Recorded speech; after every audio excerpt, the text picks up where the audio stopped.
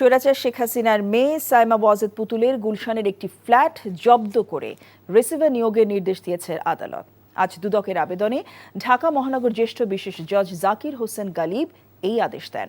দুদকের আবেদনে বলা হয়, গুলশানে ৫৭ লাখ টাকার ফ্ল্যাটটি পুতুল হাত বদলের চেষ্টা করছেন। মামলা নিষ্পত্তির আগে এ সম্পদ স্থানান্তর হলে অনুসন্ধানে ক্ষতির শঙ্কা রয়েছে। এদিকে দুপুরে সংবাদ সম্মেলনে পুতুল সহ হাসিনা পরিবার বা দুর্নীতির মামলায় পলাতক আসামিদের ব্যাপারে অনুসন্ধান কর্মকর্তা চাইলে রেড অ্যালার্ট জারির জন্য নোটিশ দিতে পারেন বলে জানায় দুদক। এ সময় জ্ঞাত আয় বহির্ভূত সম্পদ অর্জনের অভিযোগে সাবেক মুক্তিযুদ্ধ বিষয়ক মন্ত্রী আ.ক.ম মোজাম্মেল হকের নামে মামলা করা হয়েছে বলেও জানান দুদক মহাপরিচালক।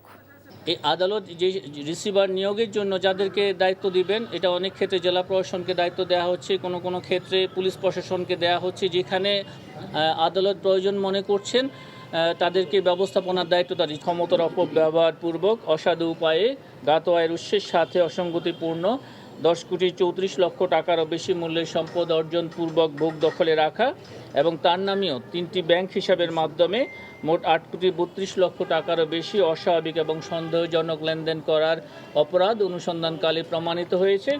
বান্ডেল থাকলে প্রতি সেনমানিতে টাকা বাঁচবে। বিকাশ সেনমানি বান্ডেল কিনে জিতুন প্রতি লেনদেনে।